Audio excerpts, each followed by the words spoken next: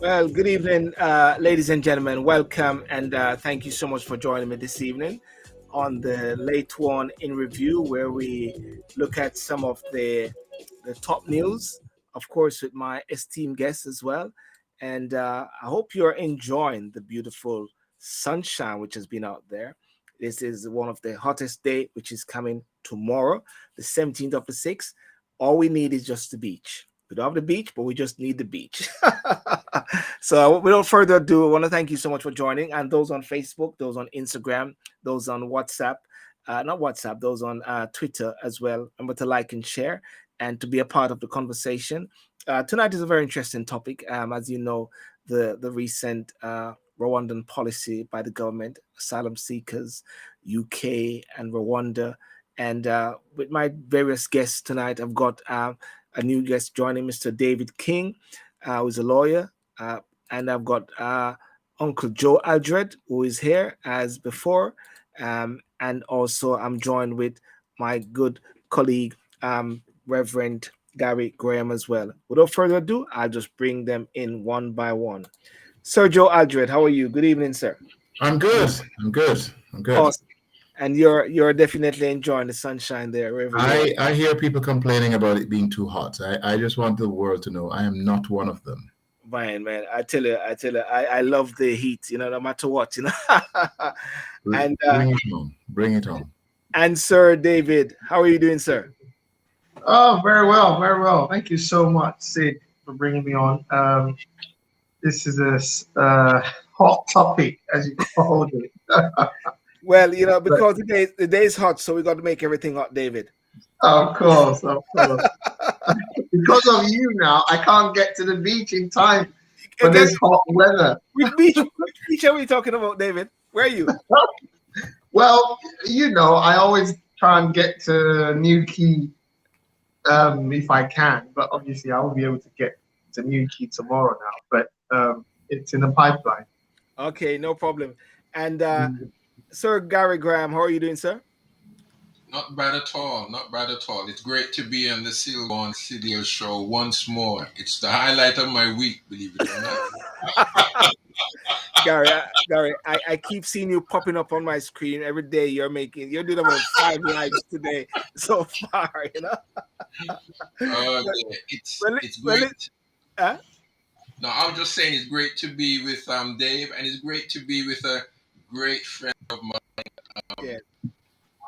I don't know as my uncle, but he's my older brother. Let me keep it that.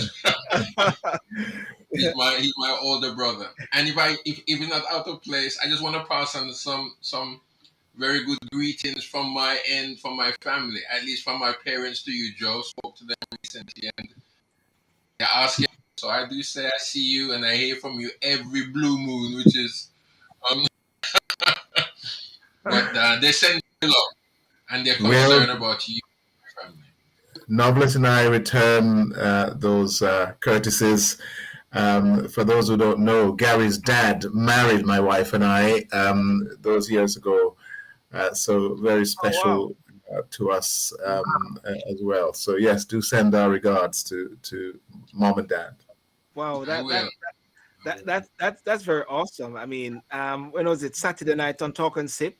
One of the guests was a reverend in Jamaica who married my wife and I. Really?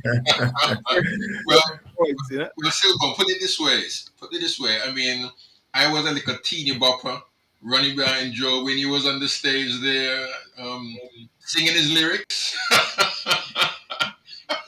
Is it kiss and tell time, isn't it? Just tell. Just tell. Yes, it's great to have known them. It's great to know them. Well, guys, listen. David is here today. He's a social commentator, lawyer, author, publisher, legal researcher, content, father, and he's the founder of LivelyReads.com and director of Engine Publishers. He's a father of 3 beautiful girls. Hi, Florence. Hi, Sienna. Hi, Venice. Hi, David. and his motto is to do unto others, and you would have others as you would have others do unto you. Well, guys, as you know, it's a very, very interesting week. There's never a dull week in the UK in politics or anything. As you can see, the flagship topic which we have today is asylum seekers, UK and Rwanda. But before I go there, interest rates. I don't know if you guys, interest rates have just jumped again. It's a way of trying to control the country, control the economy, control the spending. But doesn't that affect your mortgage? Well, for those who have mortgage still. Well, if I may just jump in, I'm the opposite of an economist. So let me just say my foolishness first before wiser people. Sorry, before we go, Uncle Joe. Sorry, I just need to. Michelle, welcome from Florida.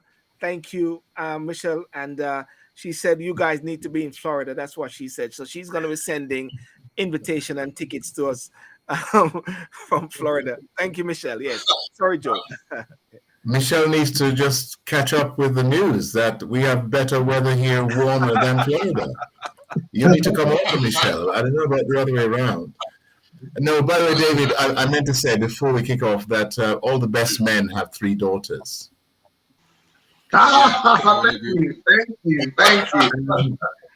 But I wanted to go on to say that as someone who really doesn't know much about economics, I want to just say as a layperson that every time interest rates go up, there are many young people who live with their mortgage and the rest of the cost of living costs right on that edge, that it doesn't take much to tip them over the edge. And so whilst 0.25% doesn't seem like a huge amount, if you are down south and you've got a £100,000 or more mortgage, then of course that can be quite something. However, we've got used to low rates, right? And I think that's what's going to smoke some people out, because having got used to very low rates, of course, it means you don't get hardly anything on your deposits either. So since I'm at the other end of the scale, where I don't have a mortgage and so on, I'm not too dismayed by an increase in interest rates, because it means I might get a little bit more money on the few coins I have in the bank. But I do feel it, as I said, for those who are coming up and who are struggling, working hard, but on tight budgets. And every time the interest rate goes up, it is another few pounds, or sometimes a lot of pounds, for some people, which in some cases can push people over the edge in terms of not being able to afford to live a reasonable life. Yes. What's your take on it, David? I mean, we already knew it was going to come at some point. I mean, this is the way of the world. This is the way of the capital market. People have had the opportunity of low interest rates. So, I mean, people have had the opportunity to save, because this was always going. There's no such thing as free money. If you understand the cycle of the economy, this always happens.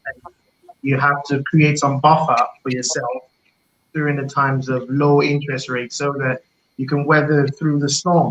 And it will be unfortunate if anyone has not seen that coming. This is England after all. Cash is king. Yes. So, but hopefully there will be some sort of safety net for those that might fall through the cracks. As Uncle Joe said, it's usually the people on the lower end of or just starting out in a career, who feel it the most. So hopefully that the government will not just let a recession, because this is a potential recipe for recession. When you just let interest rates run right, and people with substantial mortgages just have to overnight put bills that they might not be able to accommodate. So we'll see. But that's my take. David, can I just say, I mean, as I said, I'm no economist, but I try to follow these matters. Even with this interest rate today, I believe that the interest rate is now 1.25. Yes. Right. See, you couldn't hardly say that was, very high rates, could you? I mean, like you said, I mean, a percent can be substantial when you're talking about a huge mortgage. I mean, take London for example. The minimum, the average mortgage is about 400,000.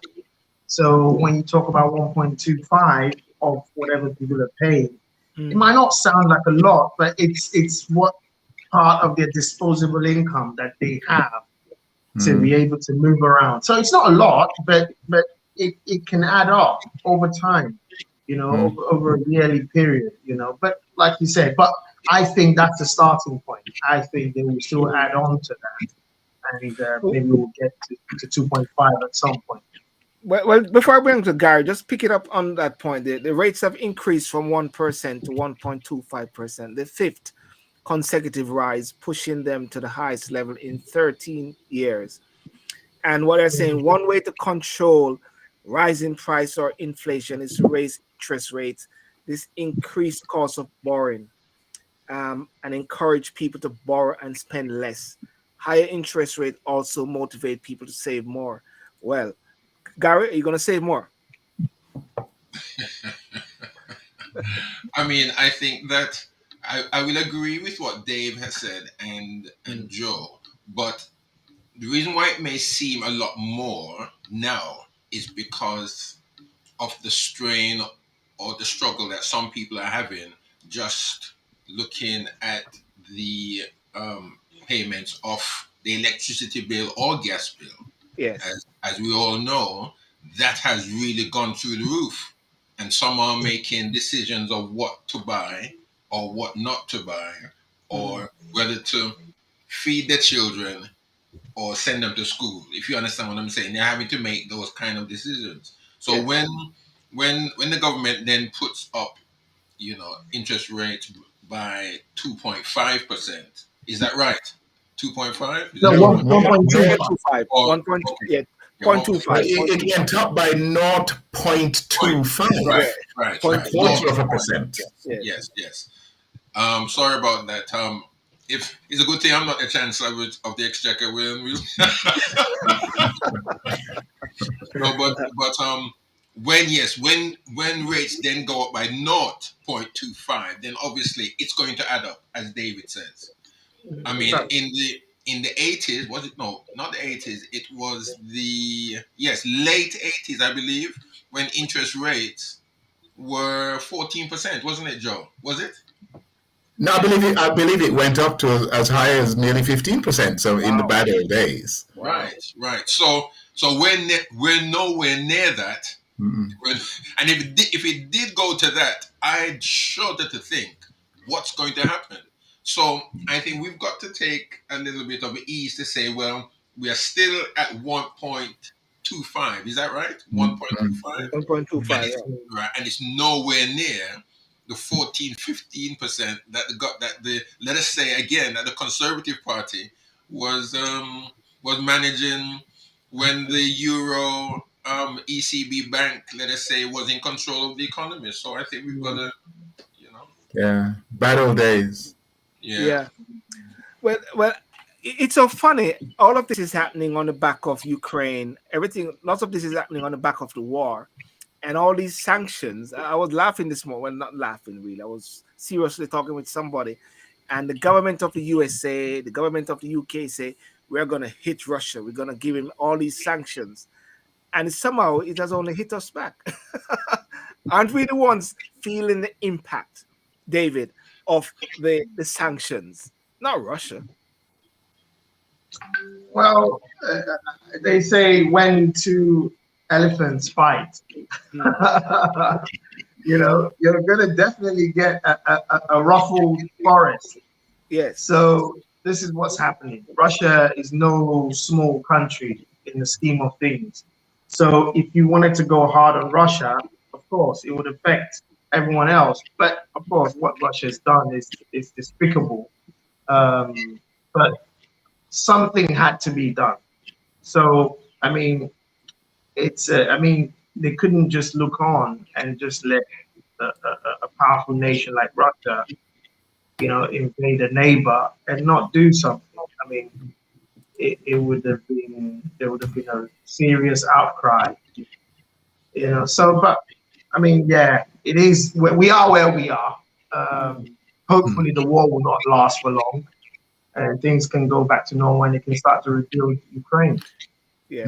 No, I think that as you say, when two elephants fight, the forest feels it. The reality is, it's like the school teacher who keeps back the pupil for detention. Well, the school teacher has to stay back as well, and so you don't only inflict pain on the student, but you feel some yourself.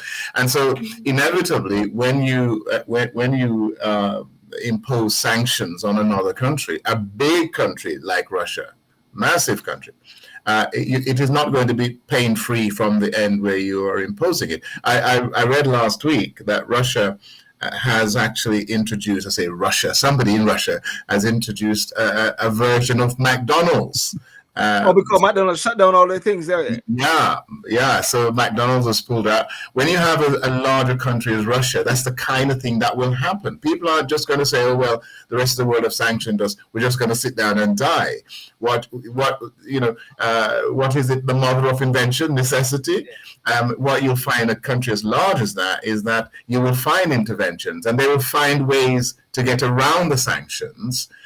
In ways that may mitigate some of it. But actually, I'm in little doubt, not knowing much about these matters really, but I'm in little doubt that over time, Russia will feel the pain of those united sanctions being imposed by so many countries. So I don't believe, whilst they will resist it, and quite rightly they should as a country, but I don't believe that they are immune to or not serious about getting to a place where they can actually trade again as normal. So I don't know about the war being ended soon. It does. I mean, February till June, soon be July. It's going on a bit. Lots of lives. I just pray that and hope that all the what's going on, the United Nations, for example, and their work can somehow apply enough pressure with the sanctions so that Russia looks for a way out of this. And both of them, actually, but I think it's mainly Russia. Russia is the aggressor. Whatever was happening in the Donbass region, Russia is. When you start putting tanks on another country's boundaries and then riding into another country, want to take over their city, their leadership. I mean, that to me is a despicable act, whatever the background. And I really do hope that we can see some kind of cessation and move to some kind of normality before too long.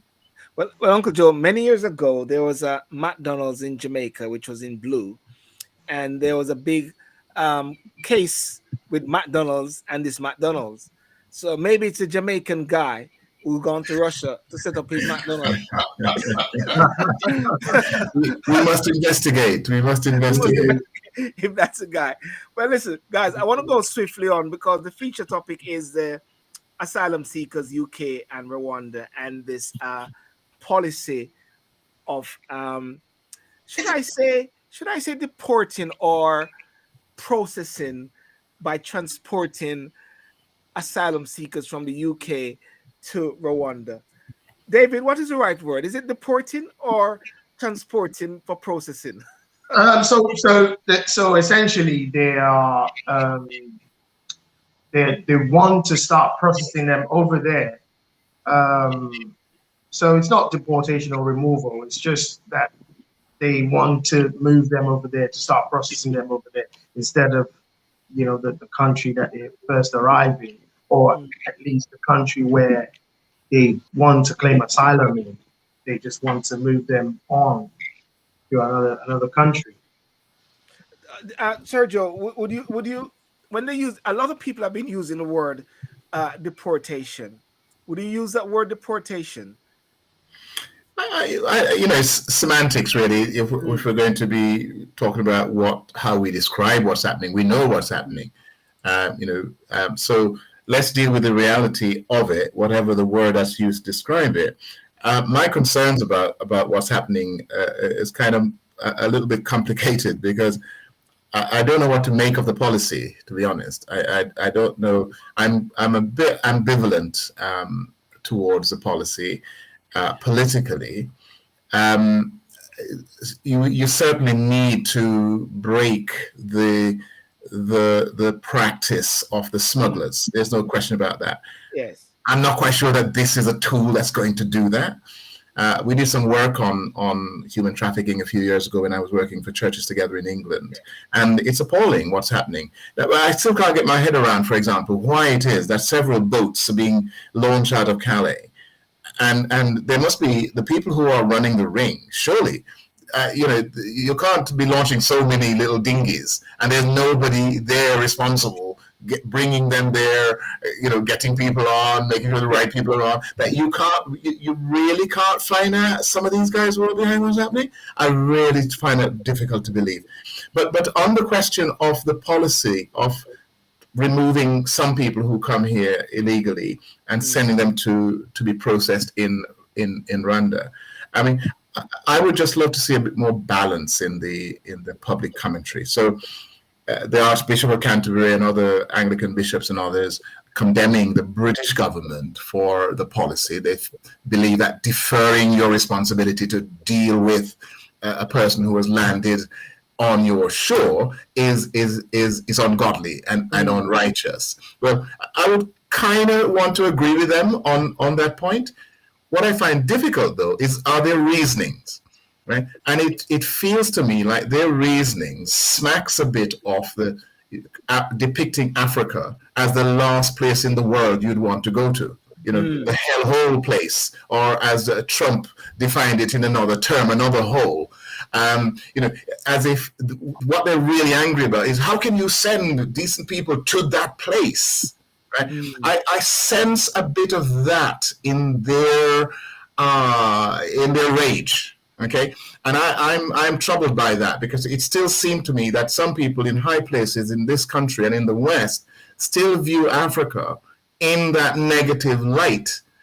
And the last thing I want to say is what compounds that for me is that we then, I say we generously, but we then treat Rwanda's government, Rwanda as a country, in a way that I call infantilizing. It's as though we attribute no responsibility whatsoever to Rwanda. And I think if you're going to criticize Britain for the policy, you've also got to criticize Rwanda. To not do so is a form of racism. You only attribute adult behavior to Britain, but Rwanda, you can ignore Rwanda. No, I think if you're going to look at this subject, you have to look at it in balance. Both countries, two sovereign countries. I know the economics are not quite equal, but they are two sovereign countries. And I want to see Rwanda treated equally responsibly, whether you're praising or you are not praising or you're cursing this policy. Gary, what's your take on that before I go to David for some legal bits about refugees and the transportation of that? What's your take on it, Gary? I mean, now that we have seen the outcome, because we have been talking about it for a while, and we have seen what the outcome is. Yes. Well, I mean, let me try and squeeze myself in between the Right Honourable Bishop Dr. Joe Aldred and my Right Honourable friend QC Dr. David King. I'll try and squeeze myself in there. Not yet a QC. Working my way out. Quick cash. We call them quick cash QCs. Quick cash. I like it. Just all of that. It's great to see Deanne and Michelle, two of my fan clubs there. I wonder what recognizes me when I come on, but it's great to see that Deanne is back, because I haven't seen much of her at all on these shows. Yeah. However, I will agree with my friend and my brother Joe, because I might be a bit off here, but I really do not like what the British government has done, even by sending them away when they've spent so much money to come across. It's not money that probably they never had. They had to save, borrow the money, whatever. But even so, what Joe highlighted, all of these little dinghies, and more so coming over since the government had announced that they're going to be transporting whoever comes over on those dinghies to Rwanda, right? They've had an increase of more dinghies, and the French government hasn't picked it up. They're ready. Listen, the French government is ready to go into Paris, right, and beat all the Africans down there, but they're not ready to see and to know what's happening on the shores, of the hundreds of dinghies that just seem to materialize overnight to make their way across to the UK. And again, they don't know who's doing it. Of course, the French government knows. They do know. They've got intelligence on these things. Come on, man. I really believe that. But however, when they do get here, then they're sent they've been sent to Rwanda. Now, I don't know if Joe would agree with me on this, but on a personal basis, I think in one sense, and I do understand what he says, and I partly agree. I would agree with him, but at the same time, I'm saying, as I've always said, whenever this topic comes up, still, that why are we sending them to Rwanda when the Ukraine refugees, when they come, they're being looked after? Is it the color of the skin that is making those decisions? Because I think and I believe that if we can look after the Ukrainians, which we should, I don't have a problem at all with that. No problem. But when you've got those from Libya, from Africa, from wherever, Syria, wherever else they may be coming from, and they come to the UK, however they get here, right, then we should be putting them on a plane to send them to Rwanda, which that is not in their sights at all. If they wanted to go to Rwanda, they would have taken the left turn just after they left Syria. And that's Rwanda. So Gary, can I pick up? Yeah, I don't think, right, that they wore their shoelaces out, swam the English Channel to get to a detention center somewhere down south of England, to be boarded on a plane to fly back. And I heard, when they say fly back, why is it fly back? They're not coming from Rwanda. That's where they're coming from, isn't it? That's the continent they're coming Rwanda. from. But the thing about it is this, and I'll stop after this, Sil. On the news, I don't know if Joe or Dave heard this. There was an Iraqi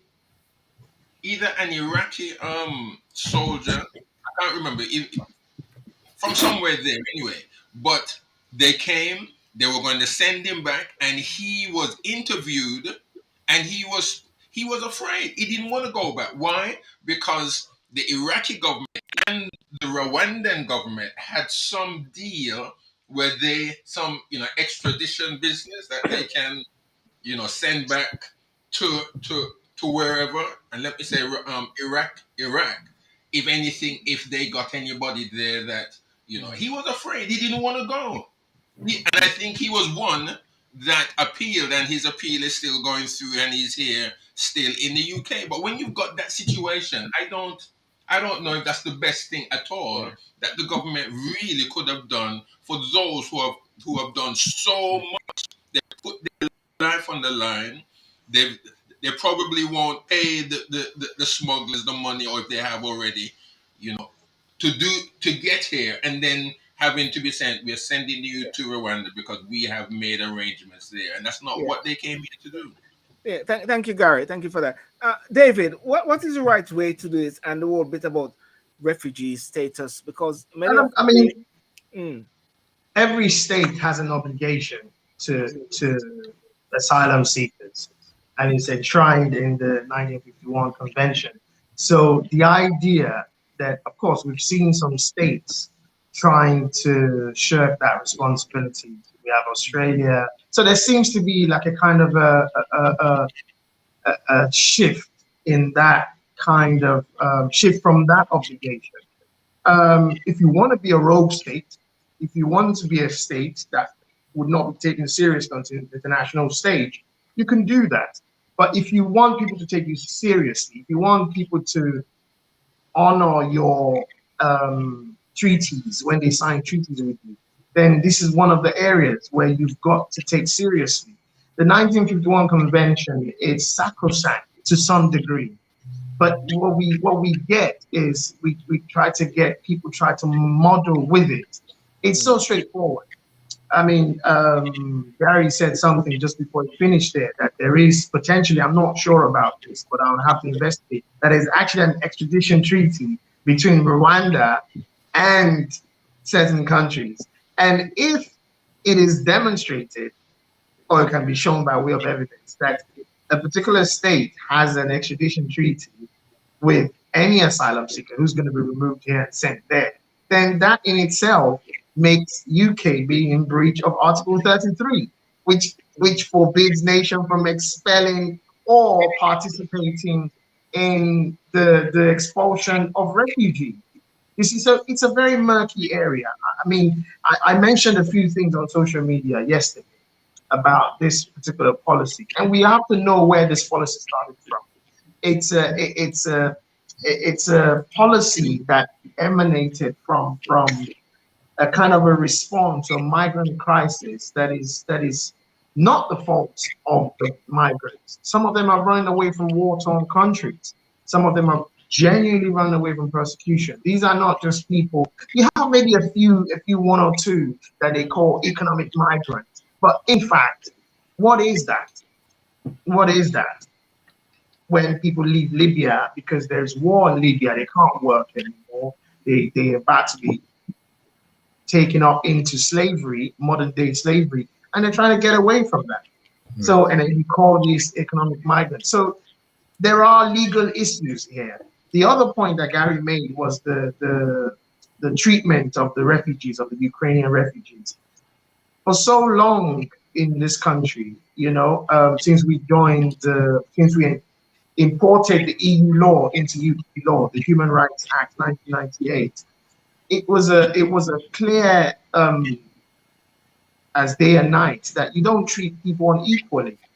Article 14 of that instrument says that people should not be treated unequally. This kind of treatment is unheard of.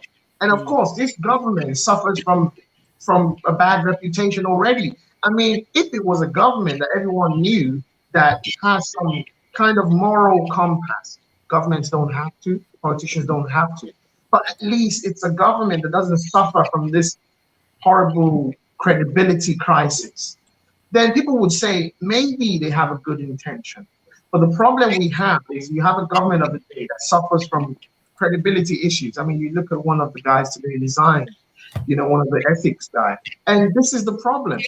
And when you have prime minister going against lawyers, calling them activist lawyers, then you have a problem. So every nation has a right to choose their path, but I don't think Britain is one of the nations in the world that people respect for treaties. When you sign international treaties, Britain stands up to it. They fulfill their obligation. So this is quite new. This is new territory we're getting into. And I think the idea of sending them to Rwanda is not what is wrong. It's that Rwanda itself is a nation that sits on a few fault lines, and if Britain, I think the government of the day in Rwanda underestimate what this transportation of people over there could do to its own fragile peace. Mind you, Rwanda suffered a war 20 years ago, where it was a racial war.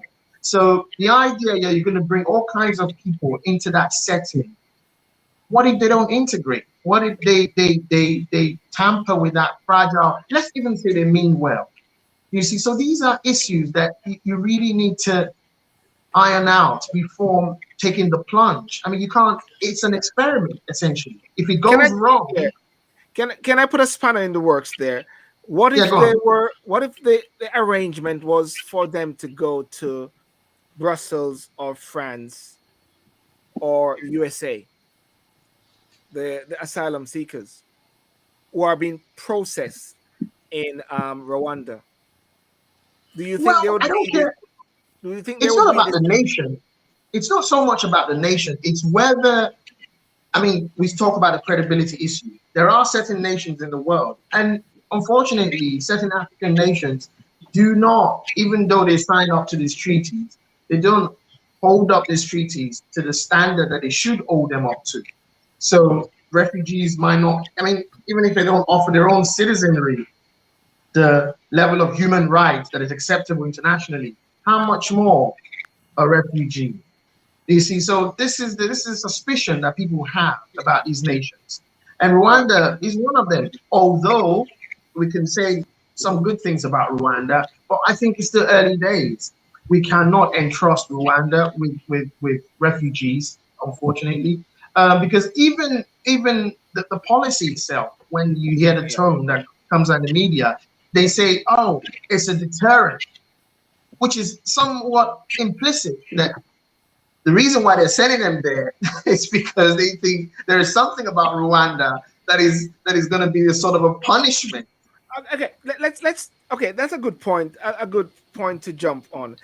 Uncle Joe, you heard what David's saying there, and it's back to what you said initially. The deterrent is Rwanda, mean to say that it is traumatic. I've been hearing terms like it's a trauma. They're being traumatized. And I'm trying to work this bit out there. And if you can, that's why I put is the Rwanda policy racist. I'm just muting you, David, because I'm hearing a feedback there. Yeah. Uh-huh. Well, listen, I mean, there's so many things to pick up on. Both the government's use of this as a deterrent and the opposers of the government to this seem to me to be playing into the same suspect narrative, bordering on racism.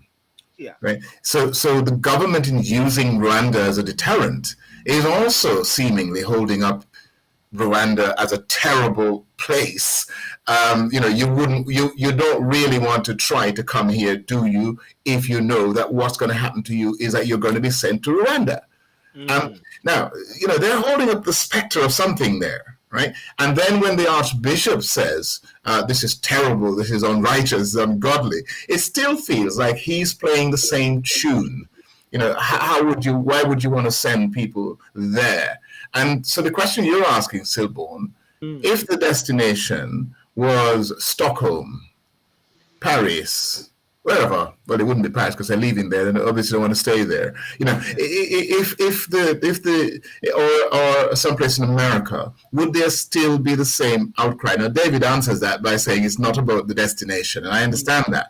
And I think where it isn't about the destination, it's about the policy, as again the bishops, in my view, rightly now say, when you have a stranger on your door, you don't shush that away to somebody else and say, I can't deal with it, you deal with it, when you actually do have the means to deal with it.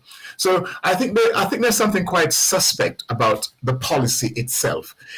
On the question, of economic migrants, I think all four of us here on the screen are largely here coming out of that same phenomenon. I know we like to talk about how we came here to rebuild the country after the war. Well, we did. But my parents' main reason for coming here wasn't to help rebuild the country. Their main reason for coming here were as economic migrants, to seek better for themselves and for their families. And they've left me here and I've got stuck, can't get out. So I think sympathetically all the time to anybody where life is tough back home, whether it's from war or purely economic reasons or other, and they're seeking opportunities, better opportunities elsewhere. Now, of course, the government says, well, yes, but we'll seek legal means to come in. You don't just get on a dinghy and so on. But if you're desperate enough, you will seek desperate means. Not that it's right, but you will. And I don't blame anybody for trying. And what I do believe is that a country like Britain, which has an obsession with people of color, especially with colored people, it has an obsession with it, and which plays into the Ukraine issue. One of your viewers pointed out, the racism associated with Ukraine. Well, in a sense, their racism is no greater than much of the rest of Europe, because that racist strand runs through all Western societies, and but it's I can. Ukraine's a special case, so I wouldn't even want to blame the government for saying we're going to make a special effort to rescue Ukrainians. If you they were invited, wasn't it? Yeah, but if you take the color out of it for a minute, if you can, then I would say, those people are in desperate straits. I don't blame any government for saying, listen, we'll take some of you, come over here to safety. But if you accept that is a good thing to do, then I think the government should look better in a better way at those who come here and have landed on your doorstep without resorting to the kind of measures that the Rwandan policy means. One last thing, Mr. Chairman, I wanted to just say that what we're dealing with here, though, is politics, realpolitik. And the reality of our situation is that, as Boris Johnson has been heard to tell his ministers, come up with policies that can really make a difference. Come up with, which of course is not a bad thing to say to your ministers. But of course, because of the fix that they're in for the last 2.5 years, particularly over COVID and particularly over the way in which they have behaved over COVID, lockdown especially, they want to drive wedges anywhere they can find. They want to drive up their stakes by appealing to whatever base instincts they can appeal to in order to drive up their stock, their political stock. And it has already been said that as much as many people don't like it, this policy is actually quite popular with many people in society. And anti-immigration policies generally are. Which is the reason why, people like Maggie Thatcher with a hard right kind of philosophy and Tony Blair, who was also pretty hard right, won several back-to-back elections whilst you can't find anybody who would admit to voting for them. So these policies are actually quite popular, and I'm not surprised they're pursuing it because there is political gain, especially from the mainly white. Unless we forget it, this country is still a majority white country, 85 or 86% white. African and Caribbean people amount to no more than about 3 to 5%. So we can shout as loud as we want to, but the weight of who they're trying to impress is not so much the four of us on the screen. So therefore what I'm picking up is that there's a silent majority who is just watching. Yes. A silent majority. They are the ones that do not speak. Gary, would you say then, and before we move on quickly onto another bit about the ECHR, would you say then, and I put this out, is the policy racist? Well, it is. I mean, you know how I feel about it, and I feel very strongly about, and I agree again with what Joe is saying. Based on us, I never come here to build anything. I come and see it, right? So why are they coming here? They have done what they could to come here. The UK is the place that they want to get to, just like our parents. They came here. They wanted to work the money from here to take it back or to send it back to get Joe back here, probably to get David here, or to set themselves up in a way that they will be much better, that they can grow their families. A lot of these men and these women, they've got families back where they're coming from, so they're coming in here now, ready to work. They want to work.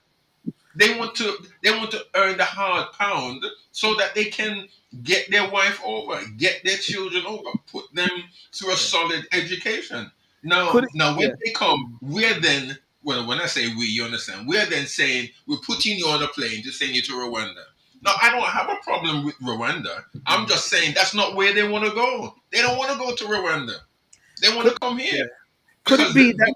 Yeah. Go on. Sorry, guys. Finish that. Go ahead. Go. Could it be that the Rwandan president has seen that America was built by immigrants. The UK was built by immigrants, and they are picking up a jinx there to say, "Hey, let us actually get immigrants to work there." The richness of Rwanda. David, is the policy racist? Oh, stop that! Stop that! Stop that! Now you're being as serious as your provocateur. Now, I mean, I wouldn't go so far as because racist has some serious connotations, but it has definitely, this policy has some kind of I mean, everyone has watched the Windrush Papers by Dr. David King, and one of the things that came out in that documentary, the BBC documentary, was that the government, the British government, has a history of wanting to send back black and brown people as far back as 1900s. Yeah. This idea of sending back is a theme that has stood the test of time, if you may, you know, and so it has a xenophobic feel to it. It's I wouldn't so much call it racist, because the race in itself has some sociological interpretation, but this particularly feeds into xenophobic, the otherness of foreigners. So yeah, you would not be far away from the idea of racism, but I wouldn't so much call it racist, but it's a xenophobic policy. I wouldn't want to argue with a legal eagle, but so I'm not arguing with you, David, but I would lean very heavily towards this as racism. Racism, as we know, an idea in the West, emerging in the West, with its roots in inferiorizing those who are not white, right? So if the root of racism is in the ideology that white people are superior, non-white people, let me say, are inferior. And the papers you're referring to from Queen Victoria time right through, and probably before, point to a problem that a white Britain has with people who are not white. And they've tried everything to stop or to reduce the number of those people from coming to Britain. That's what Powellism was all about. That's what was happening even whilst the Windrush was trying to set sail out of Kingston. That's what happened when the Windrush was actually on the high seas. That the Labour government, Gary, I will tell you this is now, a Labour government was in power at the time, right? And their ministers, their ministers were in Westminster having heated meetings about whether they could divert the ship to somewhere else, right? So what I'm saying is, I think it has racist, not just xenophobic lens, but racist lens, because we've seen that trait, that practice going over many, many years, keep colored people out. And although the terminologies change, the behavior has not really changed. That's not to say, that depicts all white people for all time. I'm not saying that. But there is something in the culture, there's something in the fabric of Western society that have imbibed this idea that anybody's not white. If you're a human being at all, you're not a human being of the same quality as a white human being. We must keep the numbers down, and if possible, keep them out. And send them back. Send them back. And that is why you always hear when somebody's drunk, they're on a train or whatever, they always say, go back back to where you come from. That's something always that's innate. There's something innate about that sense that you are inferior. We don't want you. Yes. I was going to ask a question, what is the answer to the asylum crisis? But we don't have a problem with that, because so I'm going to put this one about, is it time for the UK to move away from the European Court of Human Rights? I mean, Boris is actually saying that they are leaning towards that because they felt very threatened by the recent ruling, which came up recently. And I was looking on the website just a moment ago, and on the website for the ECHR, it spoke about following a first request for an interim measure on 14th of June 2022. 5 other individuals who were due to be removed to Rwanda on the same flight lodged application with the court and made requests for interim measures to halt their removal. In 2 of the applications, the court decided to apply an interim measure, staying the applicant's removal until 6 p.m. on Monday, June the 20th, 2022, in order to enable their request to be considered in greater detail by the court. Our Nigel Farage was actually saying, which was the judge? Who is the judge that wake up in the night and stop the UK government from exercising their right and their responsibility after Brexit? Brexit was saying we're out of this Europe, but yet at the same time held and constrained by Europe.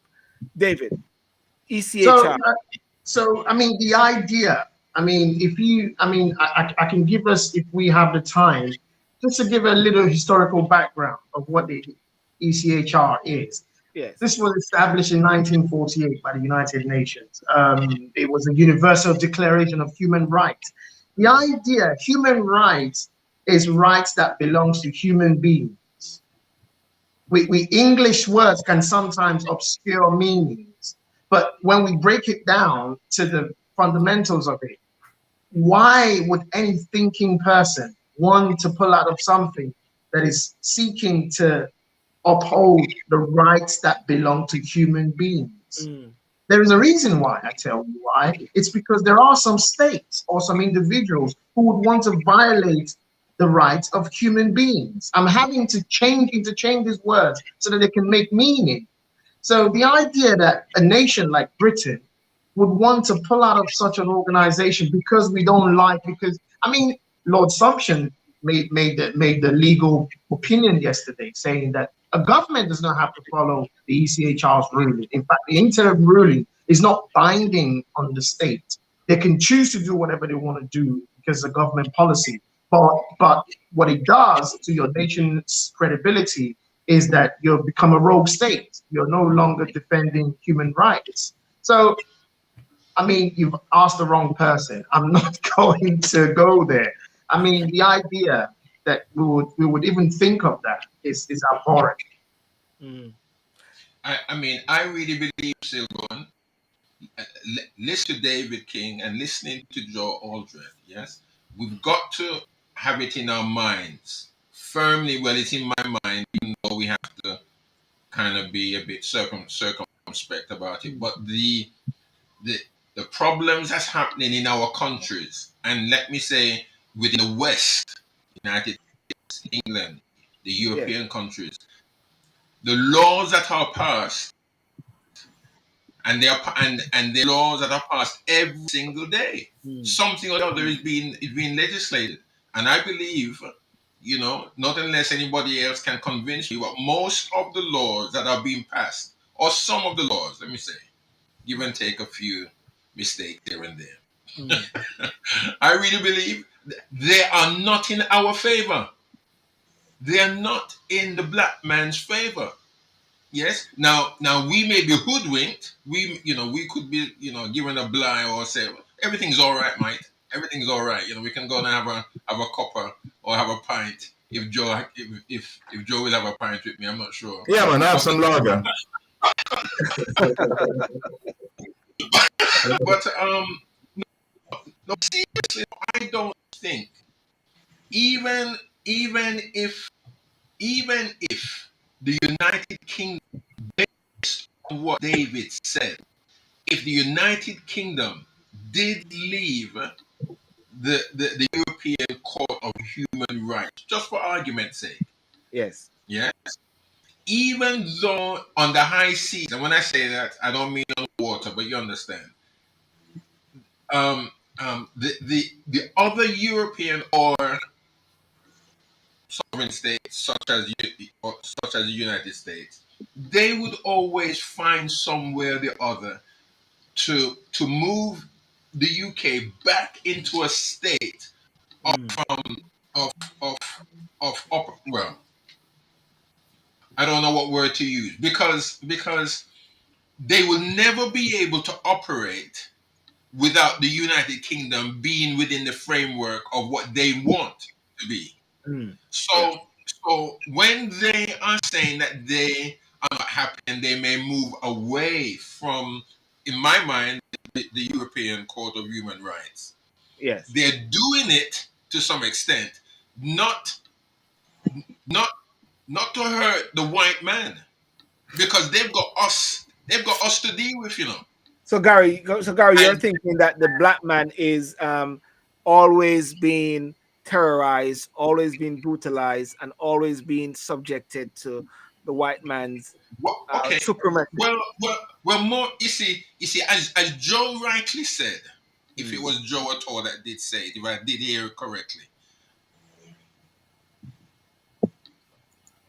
even though the it's woven into the fabric, racism, prejudice is in the fabric of society. So it really doesn't matter. With everything that they may say, they say kick out racism out of football. Do this, kick this out, kick that out. Johnny Bonds always say you need to kick it out of the community first. Exactly. And is that going to happen? Now the community also is right in the House of Commons. I'm not only looking at the community within Handsworth or within Leeds here or down in London. I'm talking about where it really matters, and it really matters to some extent in the House of Commons or in the council in the council chambers of various of the counties that exist today. All right. Time has run out on us, Gary. It hasn't run out. You can extend it.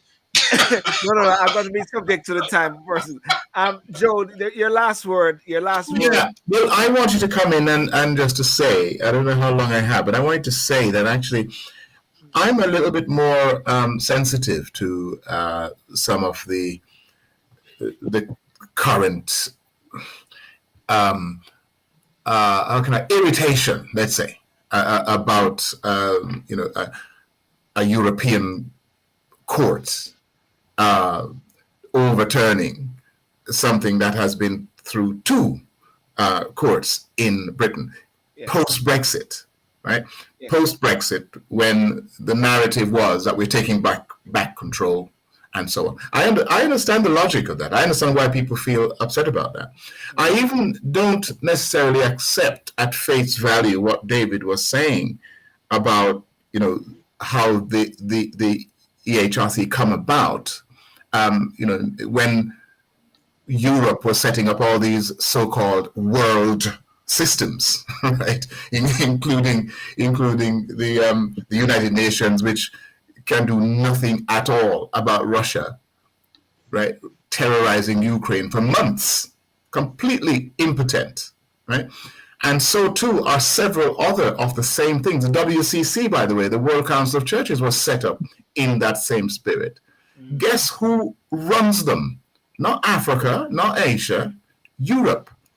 At the same time as this same body, which is supposed to protect what is common to human, right, which is what is at the heart of this debate right now. Britain, for example, look at the way Britain has treated black people in the same time.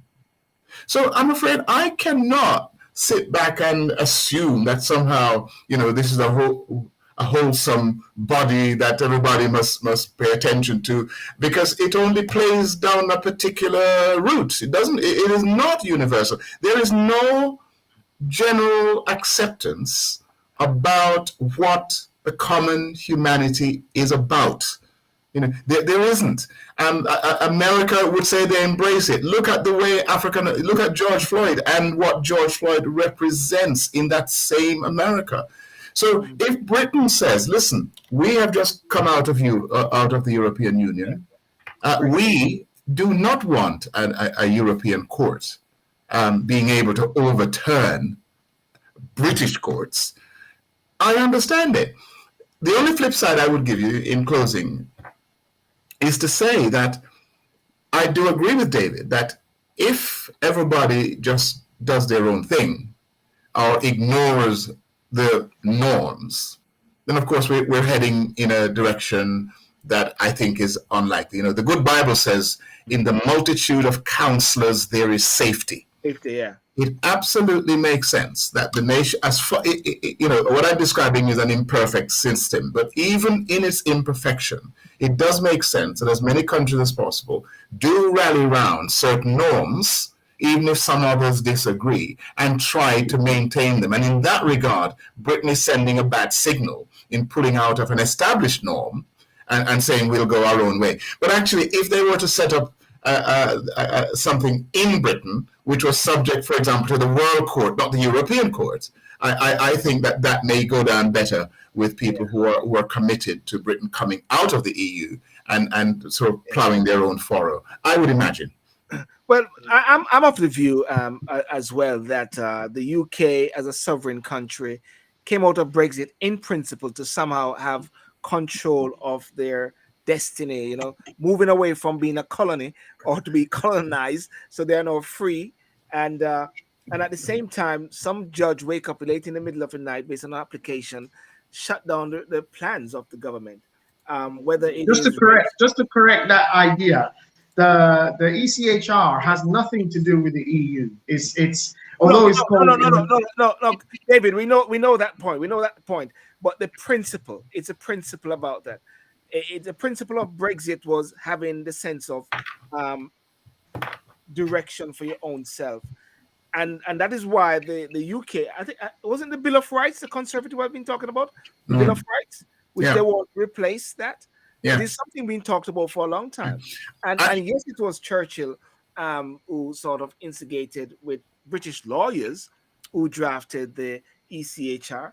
But I'm of the view, independently, just as if I'm in Jamaica, whereby we're wanting to get our own final court of justice with the Caribbean, instead of having the Privy Council, somebody dashing to the Privy Council and telling us what to do until Jamaica is ready to leave the Queen and become a republic. No, listen, Mr. Chairman, I absolutely agree. And by the way, I mean, David and Marlon in the chat is saying that this Brexit has nothing to do with the HRC. You see, I can agree with that in a strictly sort of legal sense. Yes. But in a philosophical sense, I don't agree with it. You know, philosophically, a European court having jurisdiction over a British court has many parallels with the situation that made some people uncomfortable with belonging to the EU. It has parallels. So I agree, technically it may not be the same thing, but it has philosophical rationale that says we want to take back control, we want to set up our own thing. I mean, we don't want to be run by Europe in the same way we don't want to be run by the EU and then pushing our queen to becoming a provincial queen, you know, over there, and the power is in Paris and Strasbourg. In the same way, I can understand Britain as a sovereign nation saying, no, we want our courts to be the definitive word on what counts as law in our own country, in which case they would need to find a way of aligning with a broader council so that they weren't self-managing all aspects of national life. Me done. Well, clearly we have to continue this another time because Gary hasn't even started yet. And David is just polishing off his books. David, your last word, David. What do you say, David? Is it like QC, quick cash? So I hope quick cash. That's what I do. I mean, in closing, I hope, because the Rwanda policy is an extrapolation from the now new borders bill that has become act. I think this is what I foresee, which is what I've heard from legal commentators, that this will create some problem in the courts, and it would have to be sent back to Parliament to tweak it.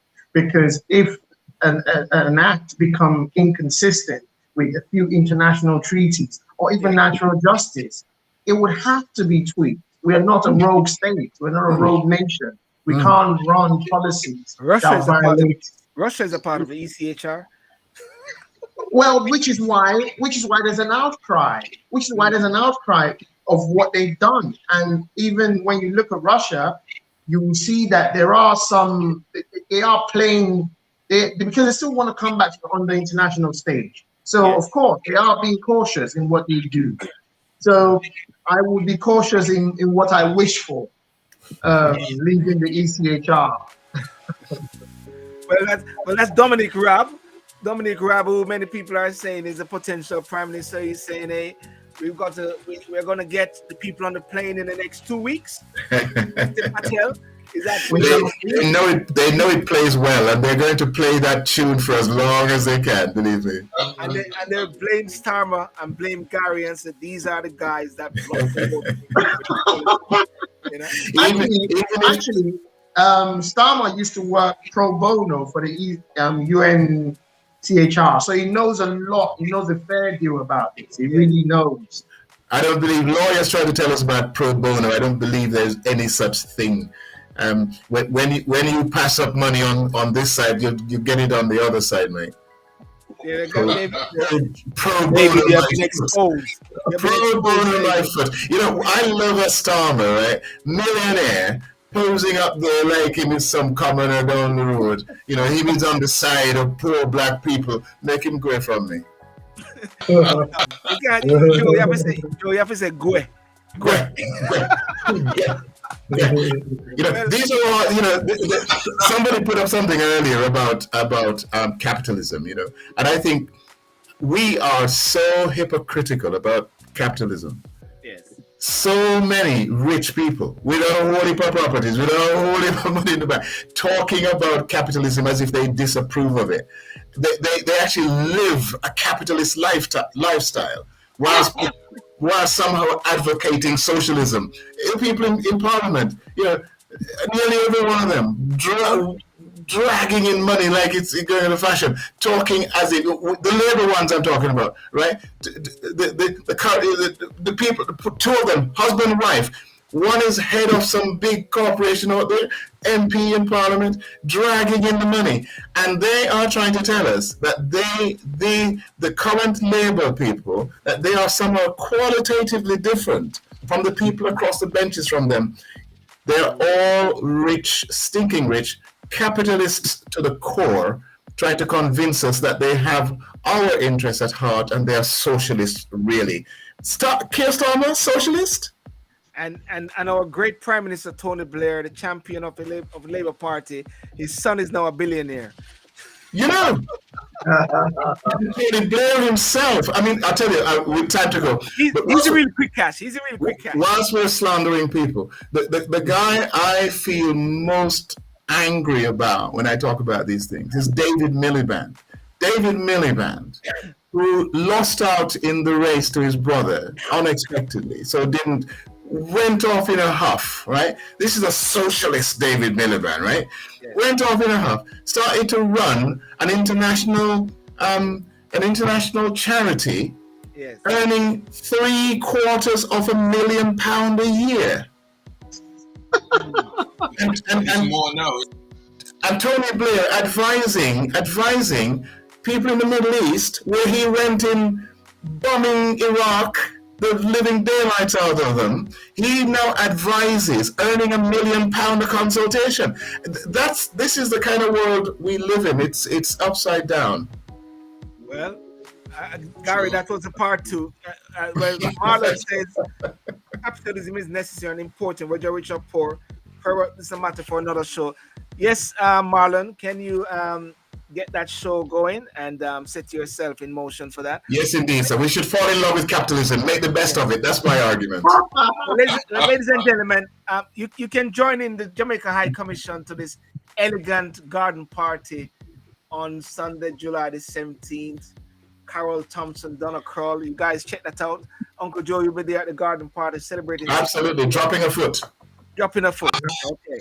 All right. Well, ladies and gentlemen, listen, I want to thank you, Garry. Garry, you had your last word, Garry. You always have your last word. No, you see, if I start right now, it's really not going to finish. So I'm going to draw bricks. You know, when a drunk are flying here and draw bricks. David, listen, David, thank you so much. Why I contact David was David wrote something on my page, and I contact him and the Twitter page, you know. Sergio, thank you so much for joining. Garry, thank you again. David, good to meet you, man. Good to meet you. Yes, man. And I think we'll have to have a show specific for this because it's not over yet. No, it isn't. not over yet, and we'll talk more about this. Okay, thank you guys. Have a good night. And, thank you so much, Uncle Joe. Thank you, Gary. I'm sure we'll meet up at some point. We Maybe at the will. Fabulous. Bye bye, David. Thank you. Have a lovely evening. All right. Thank you, David. Thank you, Sergio. Thank you very much. Have a good night.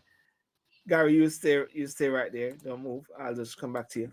Okay, so ladies and gentlemen, thank you so much for joining, and Marlon and Michelle and everybody, Dean, those on Instagram as well. You're not seeing different persons, but you can watch a show on the replay, Sylbourne TV, and Facebook as well. You can watch it as well. It's a very interesting topic, and I think it will continue on and on. And I think, as Marlon suggested, to do a specific show.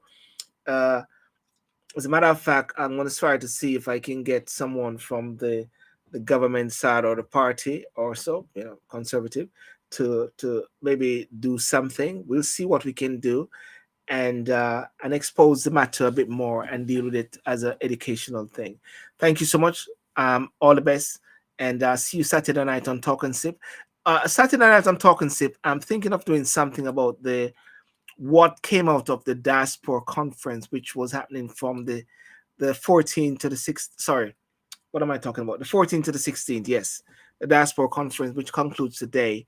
So I'm going to try to see if I can actually have a show, a discussion on that this Saturday night on Talk and Sip, 10 to 12 midnight UK time. So watch your space. I'm trying to see how we can deal with that.